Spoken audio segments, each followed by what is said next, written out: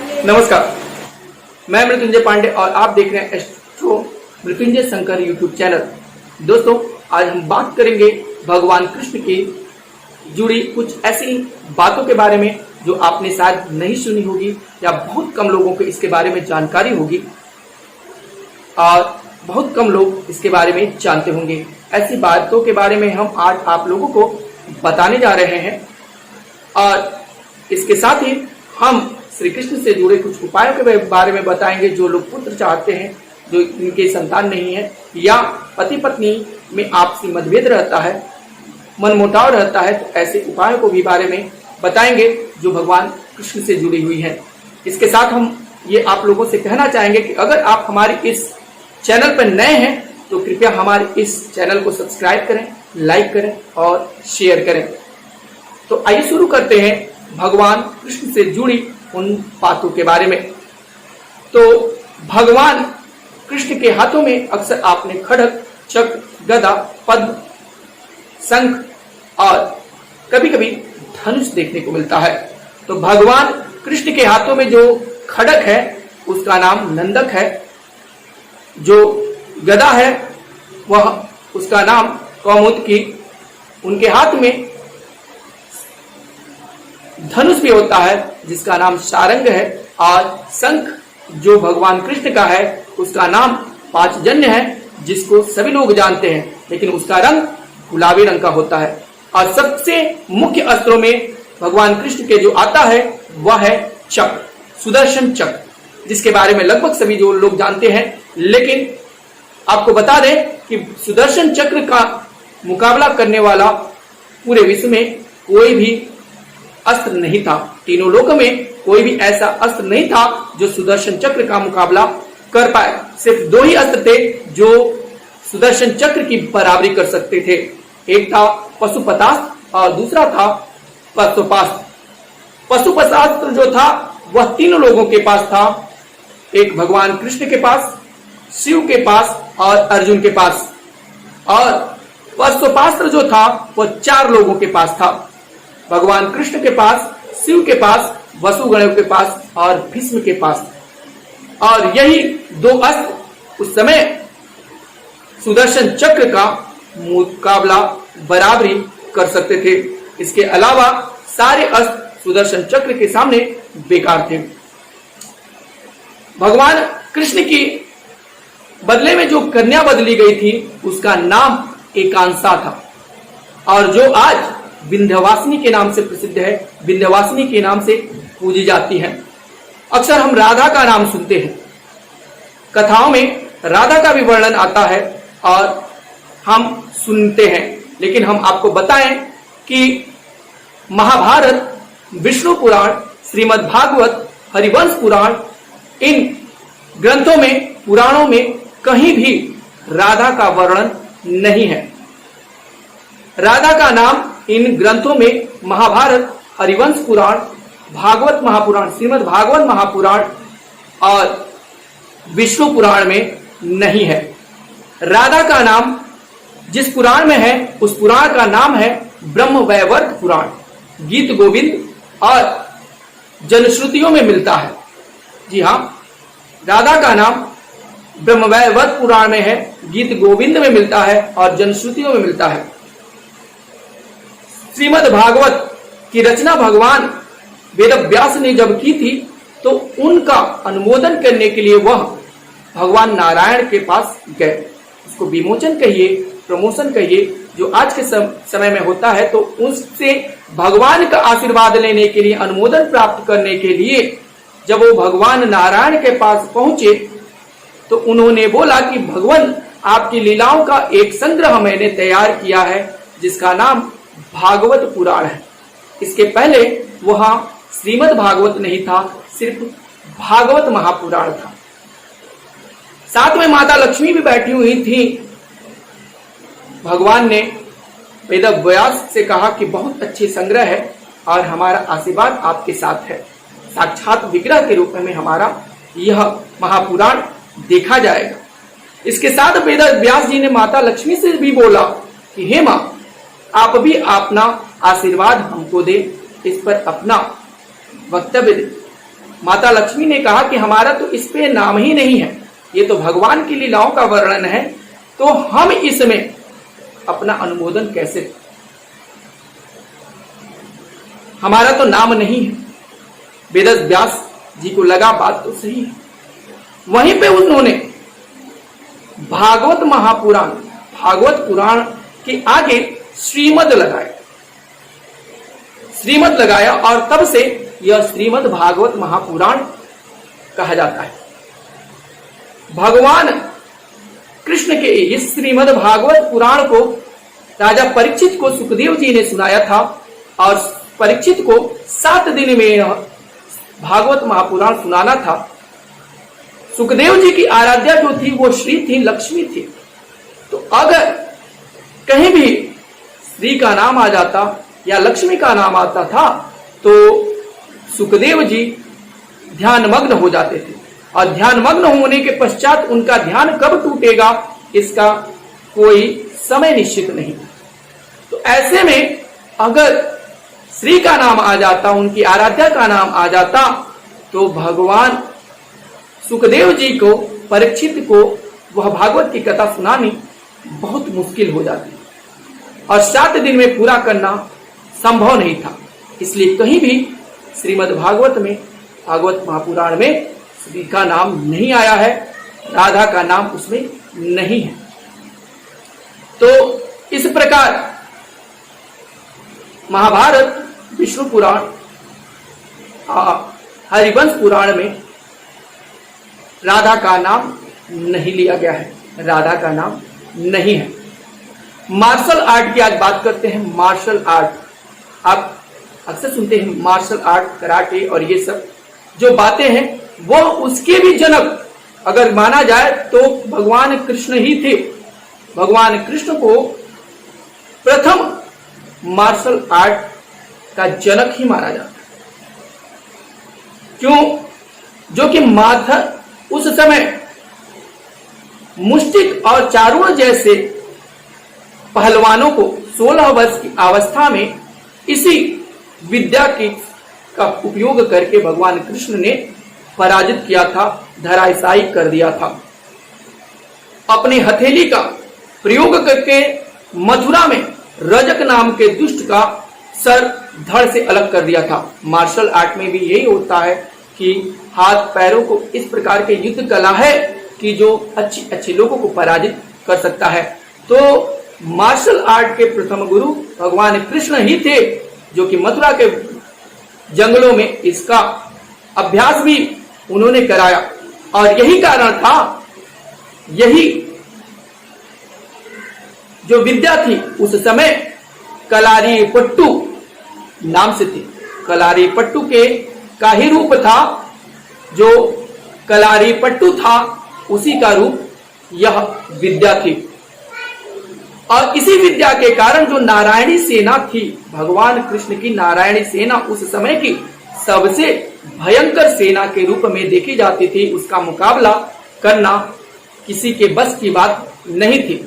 इसलिए क्योंकि यह कलारी पट्टू नाम की विद्या वह जो नारायणी सेना थी उसको आती थी, और इसलिए वो भयंकर सेना बन चुकी थी। नारायणी सेना का मुकाबला कोई नहीं कर सकता था। बाद में यह विद्या अगस्त मुनि से प्रसारित होते हुए बोधिधर्मन के पास आई। बोधिधर्मन ने इस विद्या का प्रसार किया, बुद्ध धर्म का भी प्रसार किया, और चीन, जापान और अन्य देशों में इस विद्या को फैलाया। और वही कलारी पट्टू नाम की यह विद्या धीरे धीरे आगे बढ़ती हुई आज मॉडर्न रूप में मार्शल आर्ट के रूप में देखी जाती है। कलारी पट्टू विद्या आज भी केरल और कर्नाटक जैसे राज्यों में देखने को मिल जाएगी। ये आज भी वहां पे विद्यमान है। बोधिधर्मन की बात करते हैं तो दक्षिण भारत में एक फिल्म भी इस पर बनी हुई है, जो कि बोधिधर्मन पर है, जो कि मार्शल आर्ट और इन विद्याओं में माहिर थे। बात करते हैं कि भगवान कृष्ण के रूप की, रंग की, तो भगवान कृष्ण का रंग जो था वह श्याम नहीं था, सांवला नहीं था, मेघ श्यामल था। मेघों के जैसा रंग होता है कि नीला, सफेद और काले के मिक्स करके जो बनता है वह है मेघ श्यामल रंग था। और भगवान कृष्ण के शरीर में से एक अत्यंत मादक गंध निकलती थी जो लोगों को अपनी ओर आकर्षित करती थी, मंत्रमुग्ध कर देती थी, जिसका जो कि ज्यादातर गोपी चंदन या रात रानी के फूलों से मिलती जुलती थी। और ऐसी ही गंध द्रौपदी के शरीर से भी निकलती थी। इस तरह से भी भगवान कृष्ण उनको एक अपनी बहन या सखा के रूप में देखते थे, क्योंकि जो गंध भगवान कृष्ण के शरीर से निकलती थी वैसे ही गंध द्रौपदी के शरीर से निकलती थी। और ज्यादातर यह गोपी चंदन या रात रानी के फूलों के समान थी, उस गंध के तरह ही थी। यही कारण था कि अज्ञातवास के समय द्रौपदी ने शैरेंद्री का काम किया ताकि वो अपने गंध को छुपा सके। जहां तक है कि जीवाणु युद्ध का, हालांकि यह एक शोध का विषय है, लेकिन जीवाणु युद्ध का पहला प्रयोग भी कृष्ण के समय में हुआ था। आसाम में बाणासुर और शिव संग्राम के मध्य जब माहेश्वर ज्वर का प्रकोप शिव ने छोड़ा, माहेश्वर जब ज्वर पैदा हुआ तो उसको रोकने के लिए कृष्ण ने महाविष्णु ज्वर का प्रयोग किया था। यानी पहला जो जीवाणु युद्ध था उसी समय हुआ था। इस तरह भगवान कृष्ण की लीलाओं में ऐसी अनेक बातें हैं जो शायद हम लोग नहीं जानते हैं, अपने ग्रंथों में अक्सर हम नहीं देखते हैं। और जब तक अनुमोदन बाहर से नहीं होता, विदेशों से नहीं होता, हम लोगों को वो प्रमाणित नहीं किया जाता, तब तक हम अपनी विद्याओं को नहीं मानते हैं। ऐसी भी चीजें हैं। भगवान कृष्ण के अगर शरीर की बात करें तो भगवान कृष्ण का शरीर कहते हैं कि बहुत ही कोमल था। भगवान कृष्ण की शरीर की यह विशेषता थी कि वह सिकुड़ और विस्तृत होता था, इसलिए वह लड़कियों के समान कोमल दिखते थे, नाजुक थे। और जब युद्ध के समय होता था तो उनका शरीर विस्तृत हो जाता था, जिसके कारण वह बलशाली और बहुत ही भयंकर कठोर दिखते थे। भगवान कृष्ण 125 साल तक जीवित रहे और भगवान कृष्ण के एक भी बाल या शरीर पर झुर्रियां नहीं पड़ी थी। भगवान कृष्ण को कहते हैं कि बहेलिये ने मारे। तो भाई भगवान कृष्ण स्वयं भगवान थे, तो मारना या उनको पैदा करना किसी के बस की बात नहीं होती। बात करें पैदा होने की, तो जो भी पैदा होता है, जो भी माँ के गर्भ से पैदा होता है, उसको वैष्णवी नाम की माया घेरती है। जब मनुष्य माँ के गर्भ में रहता है तो उसके अपने पूर्व जन्मों का पूर्ण ज्ञान होता है। उसने क्या किया, क्या पूर्ण किया, क्या पाप किया, सारा चीज का ज्ञान होता है। वह भगवान के दर्शन करता रहता है, हमेशा प्रार्थना करता है कि हे प्रभु, हमको इस गर्भ से, इस नर्क से निकालिए, मैं आपका पूजन प्रार्थना करूंगा। लेकिन जैसे ही वो पेट से बाहर आता है तो भगवान की वैष्णवी नाम की माया उस व्यक्ति को जकड़ लेती है, उस पर हावी हो जाती है और उसका जो वो ज्ञान पेट में जो था वह नष्ट हो जाता है, भूल जाता है। जो प्रकाश पुंज उसके दिमाग में चल रहा था, जो भगवान के दर्शन हो रहे थे, सारे विलुप्त हो जाते हैं और चारों तरफ अंधेरा हो जाता है। और यही कारण है कि पेट से निकलते ही वह हम कहां आ गए कि जहां हमारा ज्ञान था वो चला गया, कहां करके वो चारों तरफ देखता है और हम कहते हैं कि बालक रो रहा है। तो भगवान कभी भी पेट से जन्म नहीं लेते, वह अवतार लेते हैं। गर्भ से उन्होंने जन्म नहीं लिया, कभी भी भगवान का जन्म गर्भ से नहीं होता है, वो हमेशा अवतार लेते हैं। और जो गर्भ से जन्म लेता है वह वैष्णवी नाम की माया से निश्चित रूपे फंसता है। तो ये जो बहेलिया था, बात करते हैं बहेलिया, तो बहेलिया कौन था? बहेलिया वही अंगद थे। रामा अवतार में जब बाली को राम ने मार दिया था तो बाली ने अंगद को राम के सुपुर्द कर दिया कि आप इसका देख रेख करें, आप अपने इसके एक पुत्र के समान देखें। जब राम राज्य हुआ, राम के राज्य में सबकी विदाई होते हुए चली गई, तो उस समय राम ने पूछा था कि अंगद तुम भी बताओ तुम्हारी क्या इच्छा है। अंगद ने बोला कि प्रभु, जब कोई आदमी अगर किसी के पिता की हत्या कर दे या मार दे तो पुत्र का धर्म होता है कि अपने पिता का बदला ले, लेकिन मैं आपके साथ ऐसा नहीं कर सकता। लेकिन यह बात यह धर्मानुसार है तो ये हमारे साथ लगी हुई है। राम ने कहा कि हे अंगद, इस बार तो हमें इस जन्म में तो ऐसा नहीं हो सकता, लेकिन कृष्णा अवतार में यह तुम्हारी इच्छा पूर्ण होगी। उस जन्म में तुम बहेलिया बनोगे और तुम्हारे ही कारण हमारे प्राण जाएंगे। तो वो जो बहेलिया था पिछले जन्म का अंगद था, जो अपने पिता के मृत्यु का बदला या ये कहें कि भगवान का दिया हुआ वरदान का पालन हुआ था। वह तो एक निमित्त मात्र था। भगवान को तो अपने इस मृत्यु लोक से अपने वैकुंठ लोक को जाना था और वह तो निमित्त मात्र थे, तो भगवान को मारना तो संभव नहीं था। और भगवान का अवतार और भगवान का जाना भगवान की इच्छा पर निर्भर करता है। तो यह कुछ ऐसी बातें थी जो भगवान कृष्ण से जुड़ी हैं। हरि अनंत, हरि कथा अनंता। बात करें कि अगर लीलाओं की बात करने लगे, भगवान कृष्ण की बातों में अगर चलने लगे तो वीडियो काफी बड़ी होगी। और इसी के साथ हम बात करते हैं अब उपायों की।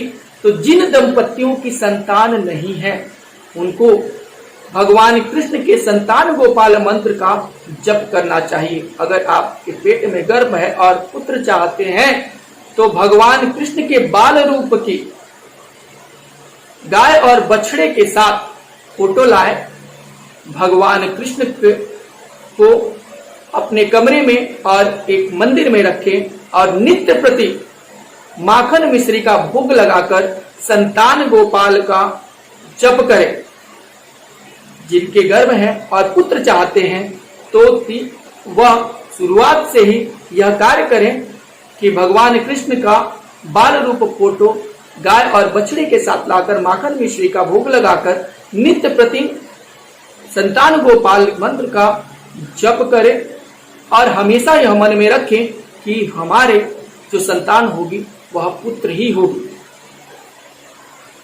नित्य संतान गोपाल मंत्र का पाठ करने से भगवान नारायण की कृपा प्राप्त होती है और संतान वृद्धि होती है, संतान की उत्पत्ति होती है। जिन पति पत्नी में आपसी तनाव रहता है, आपसी मतभेद रहता है, उनको अपने कमरे में राधा और कृष्ण की फोटो लगानी चाहिए, जहां माथे की तरफ उनको अपने राधा कृष्ण का फोटो लगाना चाहिए। तो दोस्तों, इसी के साथ इस वीडियो को यहां विराम देते हैं और आने वाली वीडियो में और भी बातें हम आपको बताएंगे। हमारे इस वीडियो को सब्सक्राइब करें, लाइक करें और शेयर करें। बने रहें हमारे साथ। धन्यवाद।